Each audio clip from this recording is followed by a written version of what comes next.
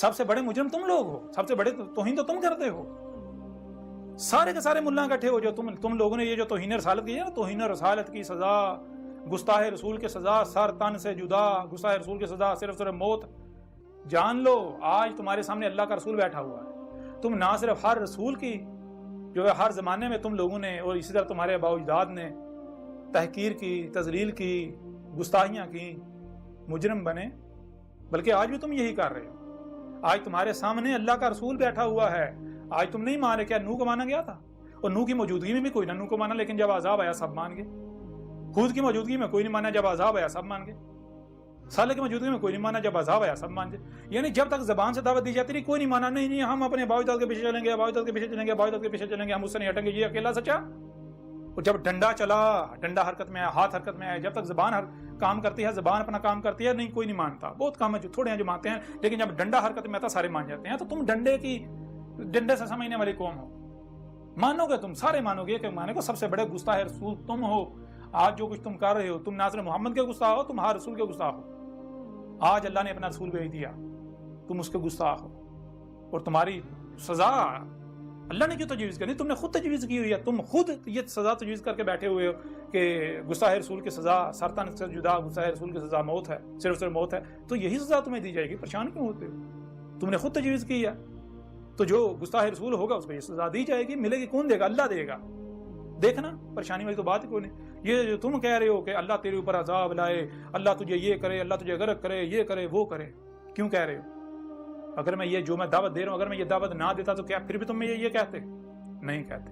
کیوں کہہ رہے؟ تم کہہ رہے ہو یہ کذاب ہے، تم یہ گالیاں مجھے نہیں کذاب کو دے رہے ہو، یہ الزامات، یہ سارا کچھ کذاب۔ تو ظاہر بات ہے پھر ان گالیوں کا، ان فتووں کا، ان الزامات کا حقدار کون ہے؟ کذاب ہے نا۔ ظاہر ہے جو کذاب ہوگا وہ اس کا حقدار ہے، اسے یہ سب ملے گا، یہ جو کچھ کیا جا رہا ہے اسی کے کھاتے میں جائے گا۔ اگر تم لوگ خود میں کذاب ہوں تو ظاہر بات ہے میں حقدار ہوں، اگر میں کذاب نہیں ہوں، تم لوگ خود کذاب ہو تو وہ جو کچھ مجھے کہہ رہے ہو واپس ریورس تمہاری طرف جا رہا ہے۔ اور ابھی تمہیں سمجھ نہ آئے کیونکہ نہیں آئے گا نا، نہیں آئے گا۔ ساری تاریخ تو پہلے قرآن میں لکھی ہوئی ہے، اور ساری جو کچھ آج تم کر رہے ہو عقل کے، تمہیں تو یہ حیران ہونا چاہیے اگر تم یہ کتاب پڑھو۔ جب تک تم کتاب پڑھتے ہو تمہیں پتہ چل جائے گا کہ جو کچھ تم نے کیا، جو کچھ تم کر رہے ہو، ابھی کر رہے ہو، یہ پہلے سے اس میں، یہ جو کتاب ہے اہل کتاب، اس میں لکھ دیا گیا پوری تفصیل کے ساتھ۔ آج جو تم کر رہے ہو میرے ساتھ، اس میں سارا لکھا ہوا ہے۔ جب میں سامنے آؤں گا کیا ہوگا، یہ ہوگا، یہ ہوگا، ایسے ایسے ایسے، آگے جو ہونا ہے وہ بھی لکھا ہوا ہے۔ نہ ہوا تو پھر کہنا یہ کذاب ہے۔ آجو میدان میں۔ بہرحال مزید اب اگلی نشست میں بات کریں گے، اب تک کے لیے اتنا ہی کافی ہے۔ اگر آپ حق کے طلبگار ہیں تو ٹھنڈے دماغ سے سوچئے، اگر آپ میری بات سنیں گے، اگر اس دعوت کو سنیں گے، سمجھیں گے تو میرا کوئی فائدہ نہیں ہے، میرا کوئی نقصان نہیں۔ میں نے آپ سے کوئی اجرت نہیں طلب کی، میں آپ سے کوئی چندے نہیں مانگ رہا۔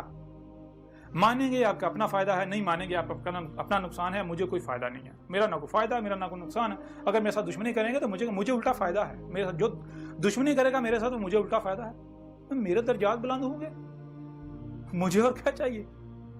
میں تو اس میں بھی لکھا ہوا ہے، اس میں کہ اگر میرے ساتھ دشمنی کی جاتی ہے، میں تو چاہتا ہوں میرے ساتھ دشمنی کی جائے۔ کیوں؟ میرے ساتھ دشمنی کی جاتی ہے، جتنی دشمنی کی جائے گی میں اتنے درجات بلند ہوں گے، میں اتنا رفع ہوں گا، اوپر سے اوپر۔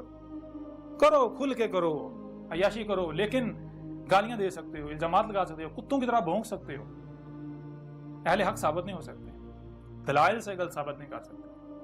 کوئی دنیا کی طاقت مجھے جو ہے وہ کذاب ثابت نہیں کر سکتی، میرا رد نہیں کر سکتی۔ اگر کسی میں ہمت ہے تو میدان کھلا ہے، سامنے آ جائے۔